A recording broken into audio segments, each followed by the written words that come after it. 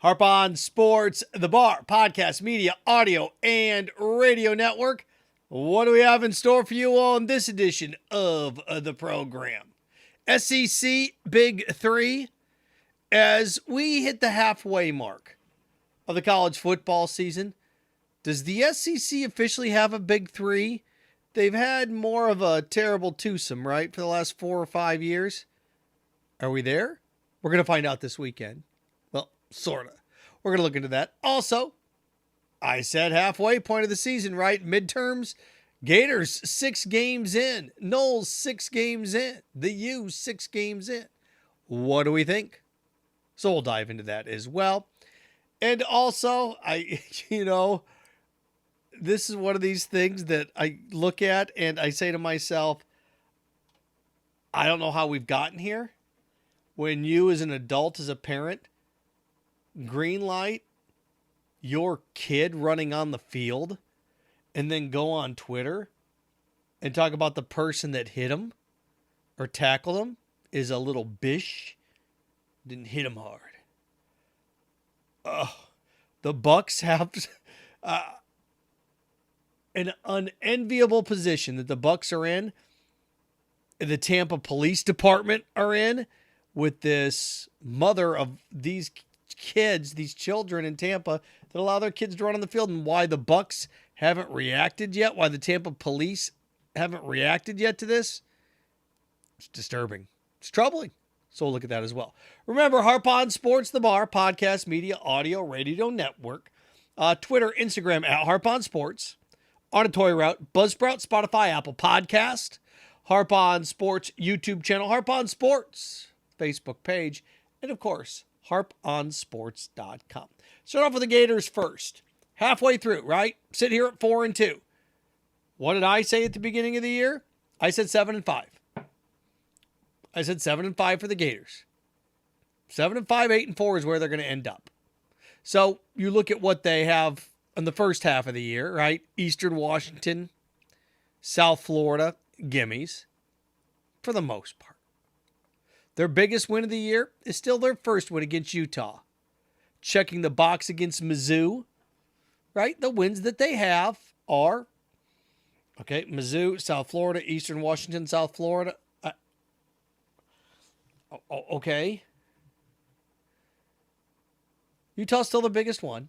Missouri's probably their second most impressive one over an opponent. Eastern Washington, come on. Now they start to get their hands full. Right, LSU, bye. Georgia, then at A&M. South Carolina at home's even no gimme. Vanderbilt up there. Vanderbilt pushed Ole Miss. And then at Florida State, I look at this. I break these down into 2 pairs of 3s. They win all their home games and steal 1 on the road. They're going to win 8 games. Have a chance to win 9. This team's going to lose 2 more games this year. It's just a question of where. I think it's an 8-4 football team. It's probably a 7-4 football team going into the Florida State game, and then we find out. But they are who we thought they were. It's what they are. And look, I wish I could sit here and tell you, oh my gosh, mass improvement from Anthony Richardson. Gradual improvement. I still am fascinated how people think this is an NFL quarterback. Can't throw the ball down the field. Got a cannon, can't read D. If you're struggling to throw the ball down the field against a Missouri, if you're struggling to throw the ball vertically down the field against Kentucky, how on earth are you going to do it against NFL teams? And it was scheming for the run. And that doesn't work in the National Football League. They're going to bracket you and make you sit back in that pocket. Their defensive ends are going to rush up the field. You're just not going to be able to do that. You're not. So Anthony Richardson, And, Gator fans screaming for the backup. That this is the day and age now where if a quarterback doesn't throw for 400 yards, everybody wants the backup. And as long as they've been covering Florida football, they've wanted the backup. Trask over Franks. Okay. Go back even before that, Will Grier. Always want the backup. Then they wanted Richardson over Emory Jones. And now, right? Who's our next backup? This is what this team wants. Backup. Throw the backup in there. Because it worked with Kyle Trask, right? It's one of these situations where It's not the same, but I'm going to use the Steelers as an example. Oh my God. Get rid of Trubisky. Put Pickett in there. Whoops. Now what do you do? See, this is why it's tough to walk it back. You're going to go back now? Oh, just let him in there, take his lumps. Okay. And college football coaches want to win now. We got to build for the future. No, I want to win now. What gives you your best chance now, today? That's how you keep your job as a head football coach. You're competitive. You get paid to win now. So, look, I think the progress of Anthony Richardson isn't there. Now, you can see him in big games do what he has to do, and Billy Napier's caught, right? Do you try innovative and new things with him and try to get things moving? This was a building ground for him. Let's not forget, this is his first, he's got 8 starts under his belt as a quarterback? Not even? You're going to have some growing pains here. You just are. The LSU game at home is going to be a big one for him. Mizzou, take what you can get. Defense played great. It's like the ebb and flow of a game. And Anthony Richardson, I'm not going to say he's this guy, but remember the one Super Bowl where Jake Delhomme and Tom Brady duked it out in the second half? It was the ebb and flow of a football game. That the Patriots were known for their defense, but the defense got lit up in the second half of the game. But it's the ebb and flow of a game. Look at Florida against Tennessee. It's the ebb and flow of a football game sometimes. Derek Carr, Patrick Mahomes got into a shootout. What's the difference in that game? 2 Raiders players run into each other, right? Renfro and Adams run into each other. That's the difference in that football game. Sometimes it's that small. So it's just the ebb and the flow of thing. And right now, Anthony Richardson, to me, there are 2 games he's going to be judged on. Well, 3 games he's going to be judged on the rest of the year. The LSU's a big one, without a doubt, but he could play bad in that one and lose if he comes back. If he can knock off A&M on the road and lead them to victory, like in the fourth quarter, do some damage against Georgia, there you go. If they beat LSU at home and he throws for 95 yards and they win 17-14, that's not enough. Well, this is just what this team is. And I always try to remind people that when Joe Burrow won the Heisman Trophy the year before that, he came to Florida and what was that thing, 7-7 in the fourth quarter? It's like, oh my God, it was awful. The team could throw the ball. It was just dreadful. Got to find the right guy and the right attack, and sometimes it just takes a while to read defense. It takes a while to mature. Now, the day and age, people come in and they're gunslingers and they're freshmen and they just throw the ball all around. That's the tough rub of this. But to me, where the Gators at 4-2, they're about where realistic people thought they would be. Now, you look around at Florida State, they kind of gotten themselves into a weird position where they are because they started off undefeated and then lose back-to-back games, but then they start to get into the meat of their schedule, right? Lose to Wake Forest, have NC State beat and blow it. So now you look around and you're Florida State. Uh-oh, here we go. Syracuse all of a sudden's undefeated and better. Then you got Clemson in there, and you still got Florida late in the year. So it's white knuckle time on the steering wheel for Mike Norvell. Start off, win the games that you should. You beat LSU, all right, got a nice win under your belt. Now it's looking around going, okay, we got to get ahead of this thing. Florida, if you're Florida State, what do you go, 3-6 in the COVID year, 3-5 or whatever it was in the COVID year. Then last year go 5-7. All right. So at the beginning of the year, I thought Florida State would win 8 games just because of how weak the schedule was on their part. And now they got to find a way to win some games that are borderline. The Louisville game was borderline. If they can beat Syracuse, they're probably going to have a shot to get to 8 wins. If they lose to Syracuse, they're going to have their hands full because you still have Clemson on the schedule, they still have Miami on the schedule, still have Florida on the schedule. So Mike Norvell, by no means is this dude on the hot seat, but dude's going to have to beat a team that he shouldn't beat, or it's a toss-up. Last 2 weeks, games that could have won. I don't know if they should have won Wake Forest, but they should have beat NC State, and they didn't. So if you're Mike Norvell, you got to win one of these coming up here if you want a chance at 8 wins. So that's where they sit. And again, I look at Miami and Mario Cristobal there. It's going to take him a while. It's just going to take him a while to get things rocking. I thought, well, look, talent-wise, they had a chance also to be 8-4, 9-3, just based on they were talent-wise. They're just not getting consistent enough play on both sides of the ball to do that. So, the Florida State Miami winner probably going to win 8 games. Loser's not. I think it's pretty much that simple. I do. So that's where we sit in the Big Three. The Big Three in the state are all going to go to bowl games.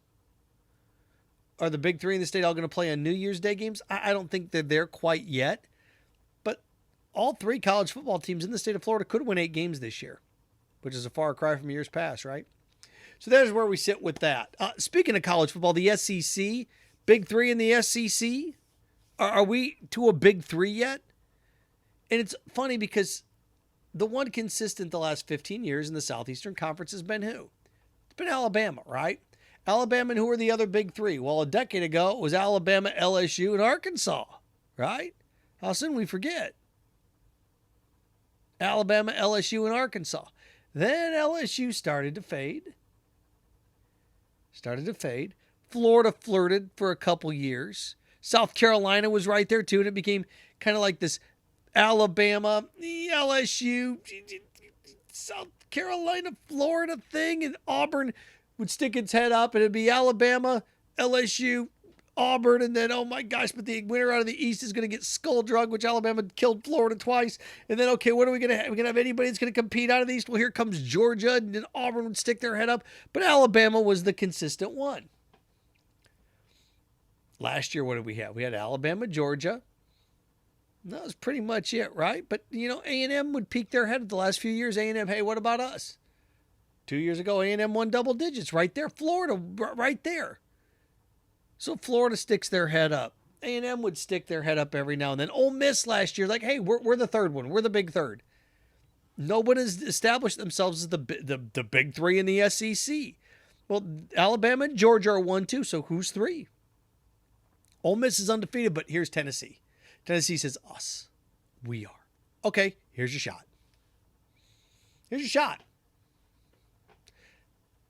Tennessee has never beaten Nick Saban at Alabama. What is he, 15-0 against them? 16-0 against them? Here's your shot. Now, if Tennessee beats Alabama, does that mean Tennessee's the third, establish themselves as the Big Three? No. I think you need a little more consistency there. Even the Big Ten deals with this, right? The Big Three in the Big Ten. We know it's Ohio State and Michigan.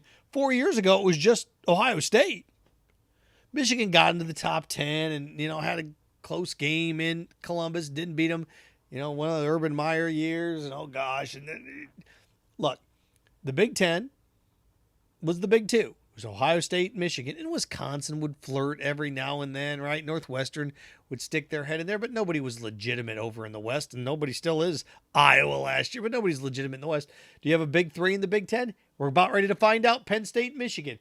Penn State goes into Ann Arbor and wins. Okay, now we can have that debate. We can start to have that discussion. Need a little more consistency than 1 year, right? It's been, 6 years since Penn State went to the Rose Bowl, had a double-digit win season. James Franklin with a win in Ann Arbor not only says, hey, we're the Big Three. Penn State says, hey, baby, we got a chance at this college football playoff thing. The win over Michigan? You betcha we do.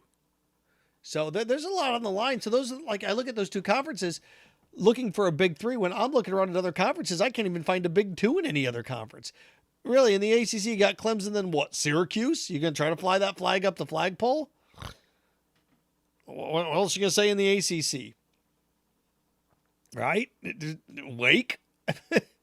NC State won't work, right? It's Clemson. And there was a time 5 years ago, 6 years ago, it was Clemson and Florida State. Big Two, never got quite to the third one. The Big 12, whatever. I mean, it just changes all the time. A couple years ago was Oklahoma.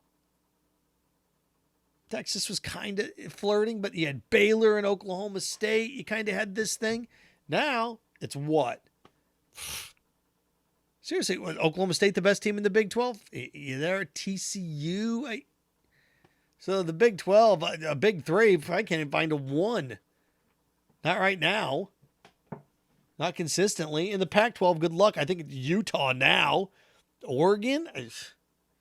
Again, 4 or 5 years ago, what was it? It was Washington was there. You had a model, Oregon, you had a model of consistency. Now,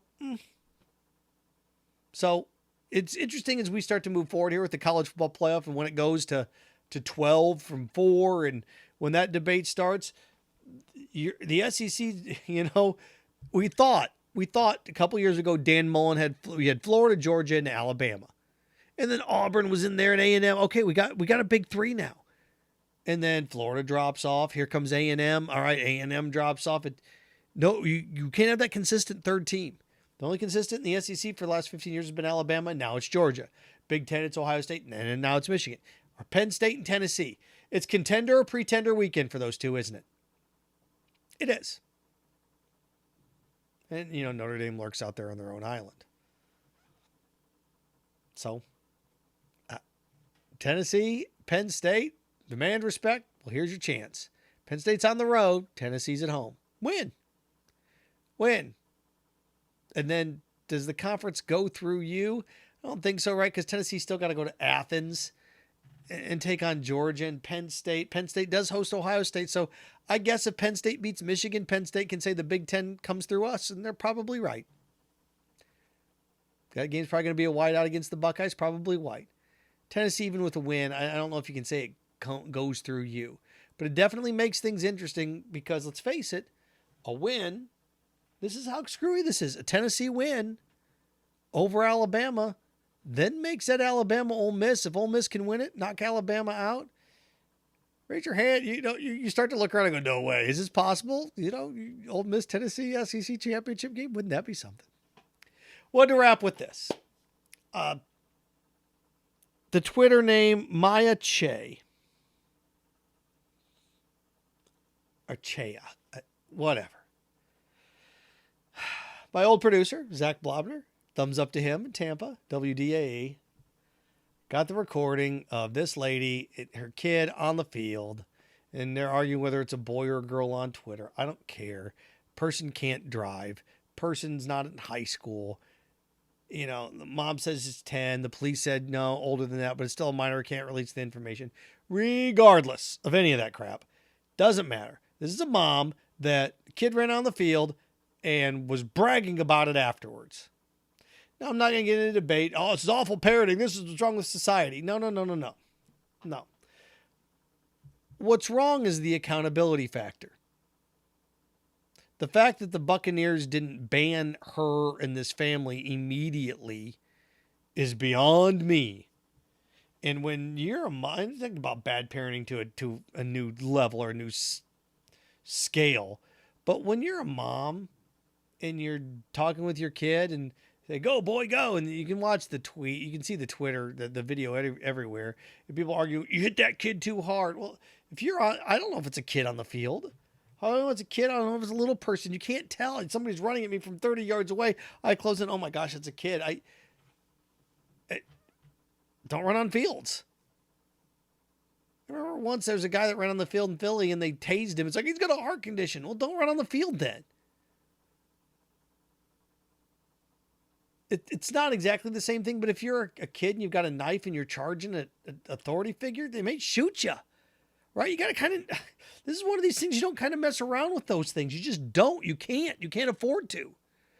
But the worst part of this is the mom on Twitter saying the security guard is saying, the mom said, oh, he's good. Her child's good. But the security guard, the person that hit him is a little bish. Okay. You're lucky the security guard didn't just pummel him. And regardless, hey, Tampa PD, charge her.